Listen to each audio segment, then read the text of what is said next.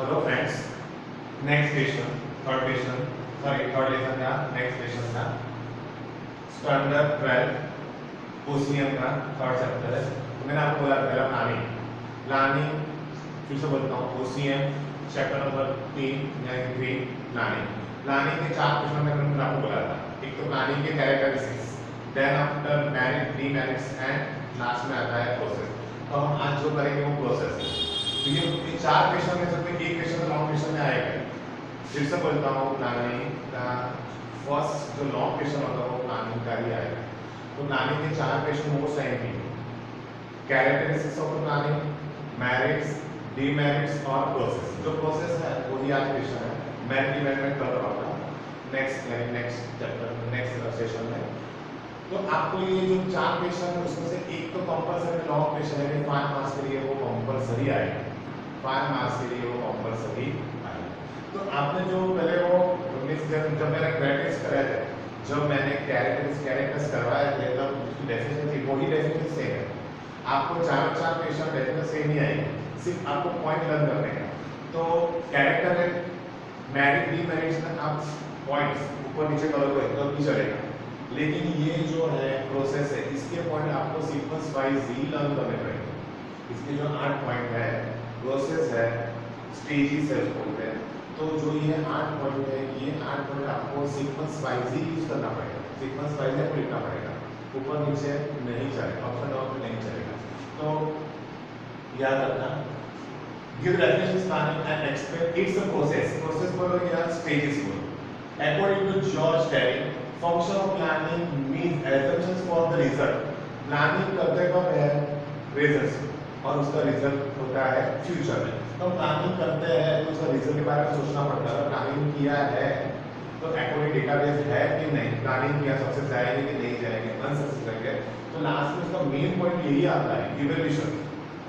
Planning करने का main intention ऐसा होता है कि अकॉर्डिंग टू जो आपकी सिचुएशन है, सिनेरियो वैसा प्लानिंग करो, और जो कुछ आप अचीव कर सकते हो वो एक्सेस भी नहीं और कम भी नहीं। यानी policy to for the function, कौन सी पॉलिसी है फॉलो करनी पड़ेगी फंक्शंस के लिए। Stages and decide to method to belong for.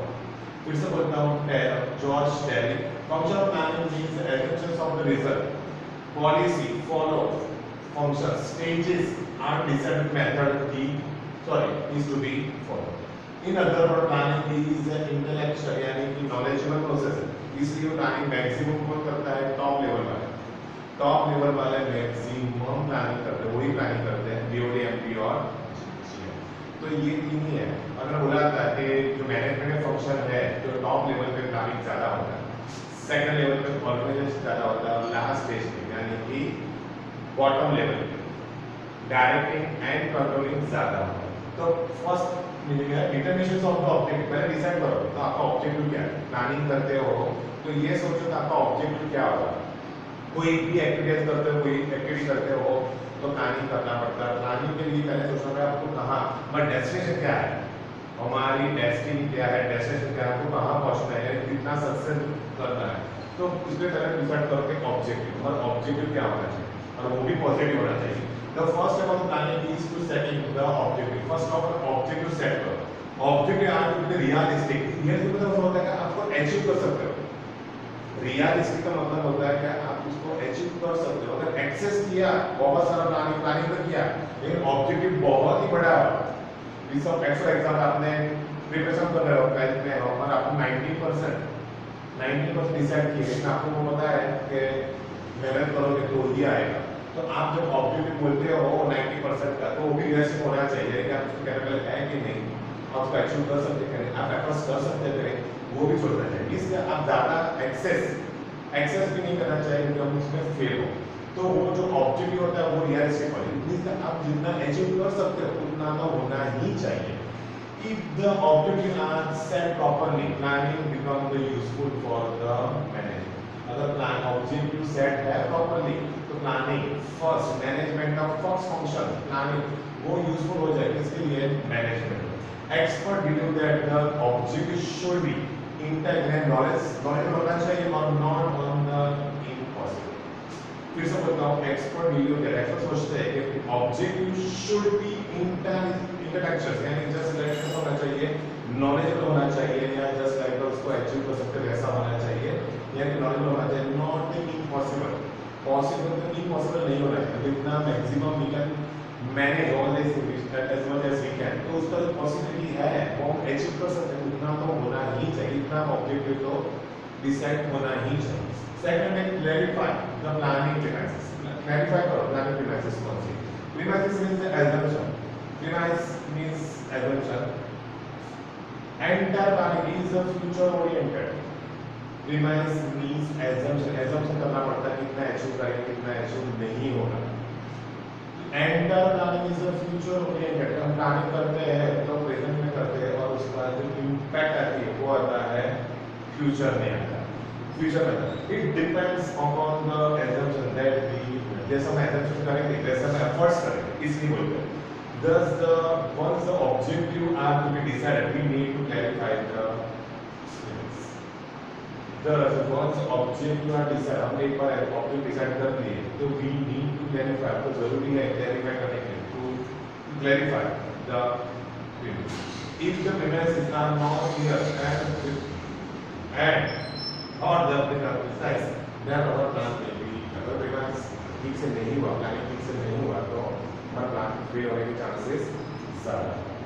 Collection and analysis of the information, collect करो और इसका एनालिसिस करो डेटा, अगर वो डेटा सही है कि नहीं है, एक्सेस है, डेफिसिट है, सरप्लस है, क्या है, तो आप जो डेटा पहले इंफॉर्मेशन कलेक्ट करो, एनालिसिस करो और उसका कलेक्ट करो, कलेक्ट करके आप उसको एनालिसिस करो कि ये सही है या नहीं, जो कोई सोर्स है डेटा का सोर्स है वो भी रियलिस्टिक है कि नहीं, वो भी फेथफुल है कि नहीं, वो एक बार जज करना जरूर होता है।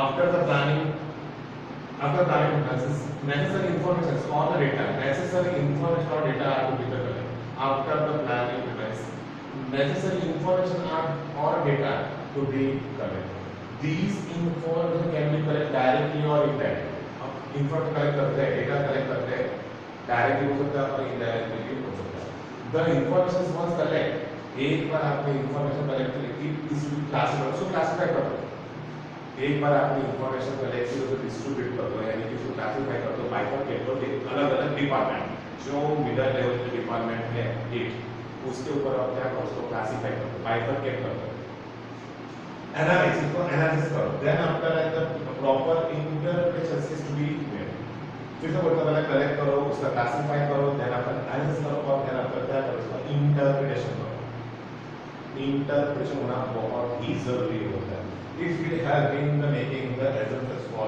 the future, इसका आपको पता चलता है कि हम assumption कर रहे हैं सही है गलत है, कितना सक्सेस है कितना अनसक्सेस है वो सब, फिर से होता है after planning premises and necessary information our data are be collect, पहले कलेक्ट करो, देन आप the information can be collect directly और इनडायरेक्टली, आप इंफॉर्मेशन कलेक्ट करते हो डायरेक्टली करते हो और इनडायरेक्टली करते हो, the information once collected, collect होने के बाद उसको क्लासिफाई करो, क्लासिफाई करने के बाद उसको एनालिसिस करो और देन आफ्टर लास्ट में उसका इंटरप्रिटेशन करो, तो डेटा सही है तो इसको कैसे, इसको प्लानिंग किया उसको कैसे एग्जीक्यूट करते हैं according to data, it will be help in to making the assets for the future, preparation of the alternative plan, अगर एक प्लान है अगर दिक्कत आती है, अगर ऐसा लगता है कि हम फेल हो जाएंगे उसमें, तो दूसरा प्लान भी हमारा रेडी होना चाहिए, दूसरा उसका अल्टरनेटिव प्लान भी होना चाहिए, अगर एक सक्सेस नहीं हो दूसरा प्लान हम एग्जीक्यूट कर सकते हैं।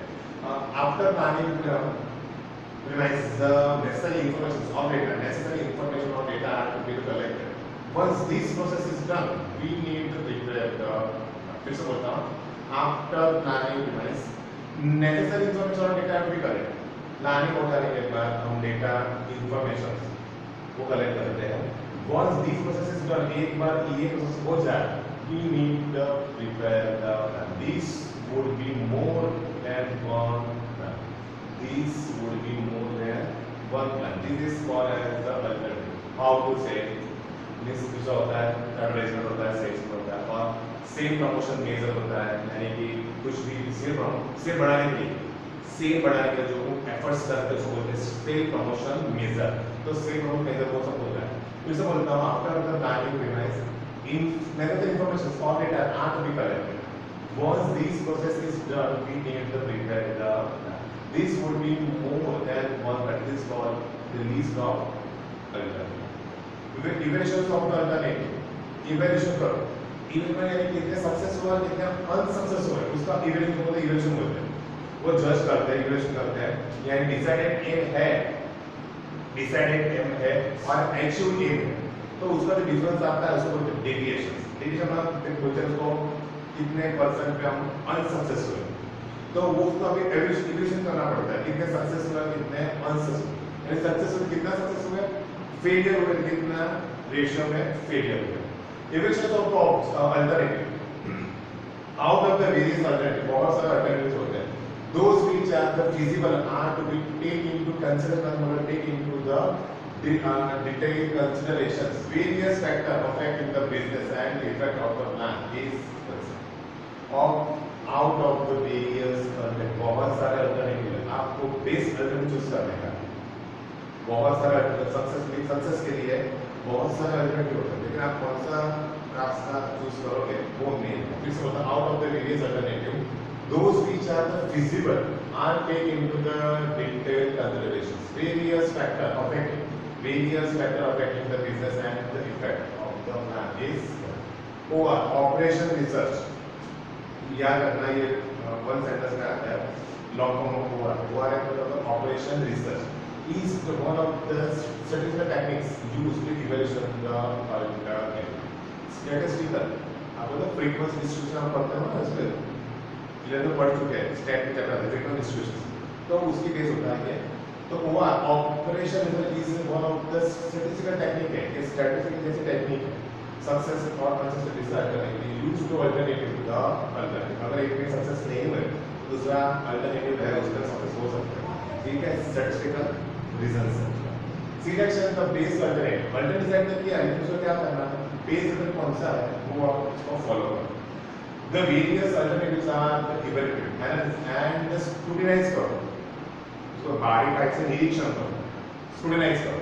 Scrutinize for the selection of the base alternative. As the started earlier, we may select the base alternative based on the situation. This is about the various alternatives are the evaluations. Analysis and scrutinize. So analyze करो और scrutinize करो for the selection of the base alternative. अगर base alternative choose किया तो उसका क्या करो, scrutinize करो. पहले analysis करो और then आपको उसका scrutinize करो. As started earlier, we may select the base alternative based on the formations of evaluations and the supplementary format करो. formations of the evaluations और supplementary plan भी आपके पास अवेलेबल होना चाहिए. मेन प्लान तो होता ही है, उसको सपोर्ट करने वाला supplementary plan भी आपके पास होना चाहिए. There is one main plan. Different projects are or alternatives have to be considered as a part of its basic plan. Different projects of the alternative have to be considered as a part of this plan. They support the main plan. जो supplementary plan होता है वो support करता है main plan. Auxiliary उसको auxiliary plan भी कहते हैं. यानी जो auxiliary plan होता है वो main plan को support करता है. These plans are known as the supplementary. Auxiliary plan बोल सकते हैं, supplementary plan भी बोल सकते हैं, secondary plan भी इसको बोल सकते हैं. There is a one main plan. Different project or alternatives has to be considered as a part of this basic plan. They support the main plan. These plans are known as the supplementary plan, auxiliary plan या secondary plan को उसको बोलते हैं. और the last आता है evaluation of the plan. After the formation of the supplementary plan first word के बाद entire plan is to be evaluated. entire plan होता है is to be evaluated. If the necessary, then some change are to be done. अगर जरूरी है तो उसमें change भी कर सकते हैं. अगर supplementary plan सही नहीं है तो वो भी आप उसको change कर सकते हैं. When we proceed the step by step, मतलब step by step पढ़ते हैं, planning को execute करते हैं, तो principle of क्या होता है look and live. उसका मतलब है देखो और बाद में उसके आगे planning execute करो. ना देखो और आगे बढ़ो, उसको बोलते हैं look and live. देखो और वो सक्सेस है, लगता है सक्सेस के वे में है, हम आगे बढ़ सकते हैं. तो इसका मतलब होता है look and live. देखो और आगे बढ़ते हो. Is to be the फिर से बोलता हूँ after the formation of the plan, entire plans to be evaluated. If necessary, plan is some change are to be made when it is the process steps back stems, the answer of the look and lips is to be. फिर से बोलता हूँ सिर्फ point, फिर से बोलता हूँ आपको ये लॉन्ग क्वेश्चन है, 4 क्वेश्चन आएंगे लॉन्ग क्वेश्चन में। कोई भी प्लानिंग के 4 क्वेश्चन में से एक क्वेश्चन आएगा, प्लानिंग का कैरेक्टर, प्लानिंग के प्रोसेस, प्लानिंग के मेरिट, डीमेरिट। तो आपको डेफिनेशन में वही सेम लिखने है, George Daniel. Objective sorry process का फर्स्ट पॉइंट है, और इतना याद रखें प्रोसेस है, स्टेप्स है, इसलिए आपको वो सीक्वेंस वाइज लिखना पड़ेगा, ऊपर नीचे ऐसा कुछ नहीं, जो सीक्वेंस है 8 to 8 पॉइंट वही लिखने का। Determination of objective, clarity of planning plus, collection analysis of informations, preparations of the alternative plan, evaluations of the alternative, selection the base alternative, formation and evaluations of the subunit plan and evaluations of the। तो ये जो point है आपको sequence wise लिखने पड़ेंगे। Okay, अगर next जो question होगा वो प्लानिंग के मेरिट्स होंगे, मेरिट्स और कैरेक्टर मोर और लेस इक्वल होते हैं, तो वो अपना आधा क्वेश्चन तो ऐसे ही होता है। तो नेक्स्ट नेक्स्ट सेशन में वो प्लानिंग के मेरिट्स होंगे और उसके बाद डीमेरिट्स। ओके, तो आपको ये लर्न करना है, सॉरी आपको ये नोट डाउन करना है, तो आप थैंक यू।